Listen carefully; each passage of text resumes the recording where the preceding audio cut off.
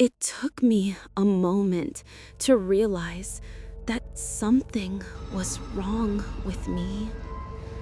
At first, I didn't even notice. In the first few weeks, everything could be attributed to stress. A new job, a move, fatigue, chronic lack of sleep, a classic recipe for breakdown. I wasn't surprised when I woke up a minute before the alarm went off, feeling like I was already late, even though the day was just beginning. At first, it was the little things. I forgot where I put the keys, even though I clearly remembered putting them in my jacket pocket.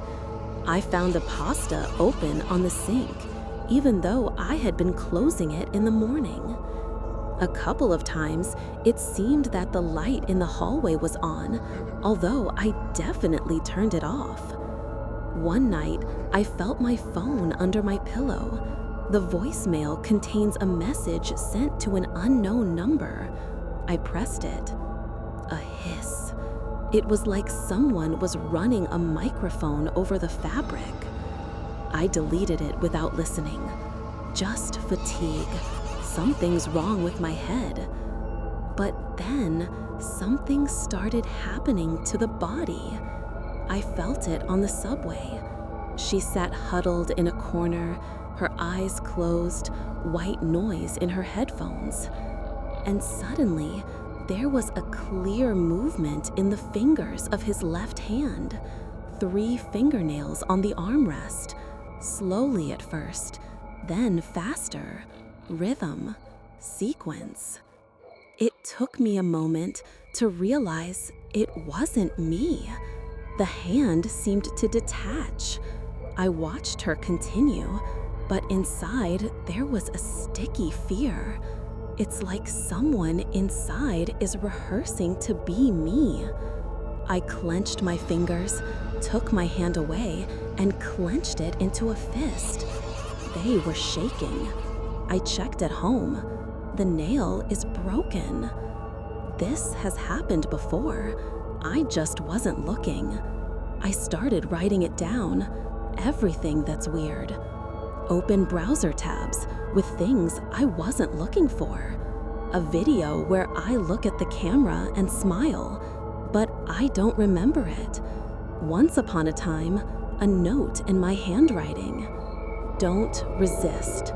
It will be easier this way. I began to be afraid of sleep. I dreamed that I was standing in the bathroom in front of the mirror and moving out of sync. It's like the reflection is slightly delayed, or on the contrary, it is ahead. In a dream, I looked into my eyes and realized that my reflection had blinked at the wrong moment. I made an appointment with a neurologist. He was polite, patient, examined me, sent me for an EEG. The brain scan showed normal. He smiled the way you smile at people you can't help. Perhaps the syndrome of chronic depersonalization. It's being treated. But I didn't care what it was called anymore, because I could feel it waking up. In the kitchen one day, I opened the refrigerator and found a note there. A piece of paper from my notebook. The handwriting is mine, but I didn't write it. You're weak. I'll take it. I won't forget. I don't remember breaking the mirror. I remember standing among the shards with my hands cut and whispering, "Go away, go away, go away." And he was laughing inside. My vocal cords were aching, as if from a prolonged cough. And then he said in my voice, "I'm home." He started talking to me in the 3rd month. First, mentally. The voice is thin, almost indistinguishable, like an echo of my own thought caught in my ear. I said to myself, well, we all talk to ourselves sometimes, right? But I've never addressed myself in the second person. Not like that. Look again. It's not you, it's them. I'm holding everything for you. You're tired. He was calm, not angry, not harsh, almost affectionate, like an adult who leans towards the cradle. But I'm not a child, I'm an adult, and I didn't let anyone live inside me. He began to interfere with the actions. I was leaving the store and noticed that I hadn't bought what I was going to. He was choosing the food, clothes, the music. He dictated what to watch, what to write. I deleted the messenger. It was late. I tried not to sleep. 3 days, coffee, bright light. I tied myself with a belt so I wouldn't get up. I set up the camera. On the 3rd night, I fell asleep on the floor. In the morning, the camera is turned off, carefully, without traces. I'm wearing clean clothes. On the mirror, red lipstick. I can do better, trust me. I screamed. She was crying. I slapped myself in the face to regain control. He just laughed. You feel better, don't you? I started talking to him out loud. It became so loud that my own thoughts were drowned out. I asked him what he wanted. He didn't respond immediately. He waited, and then he started stroking from the inside, as if with fingers on the inside of the skull.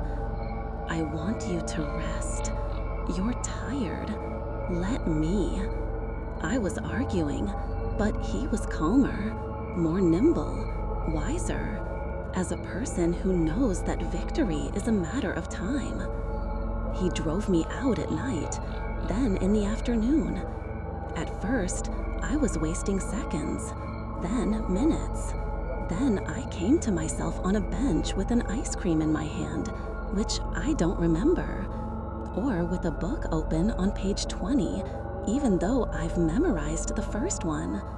He left me presents, letters, playlist, music for you, black dresses that I would never wear. But I did.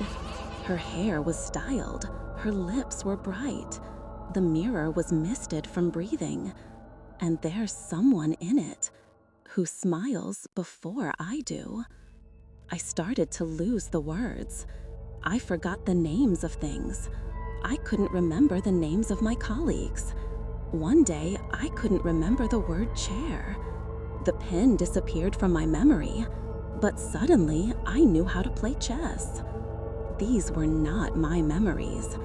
I went to the clinic. She screamed. She begged for an MRI scan. Cut. They gave me a sedative and a psychiatrist's card. I burned the card. He laughed. See? No one believes you. And I'm here. I tried self-isolation. She turned off the light. All devices are under lock and key. She sat in the dark, hugging herself. I breathed every other time. He was singing, in my voice, only lower, deeper. A lullaby, too gentle, to the point of disgust. Sleep, my dear. I'll see to it. I fell asleep. I woke up in a strange city, on the platform. In his hands is a suitcase. There are clothes inside that I didn't have. There are new photos on your phone. I am everywhere. I'm smiling. She's alone everywhere. There's silence in my head. He didn't speak anymore, because I've already told them. The last thing I did was write myself a letter, by hand, from those fragments of thoughts that still remain. It starts like this. If you're reading this, it means you're not him yet, but you will be soon. You are welcome. Remember, I didn't invite you. Now I'm living, I'm working, I know the right things. People love me. I became whole, the real one, more than I was. You were calling for a savior. I came. You asked for it to be quieter. I turned off the extra. You couldn't handle it, so I took over. I just cleaned up. Now you have no right to make mistakes. You are me. And if suddenly you are somewhere, deep inside, keep quiet. Breathe. You can sleep now.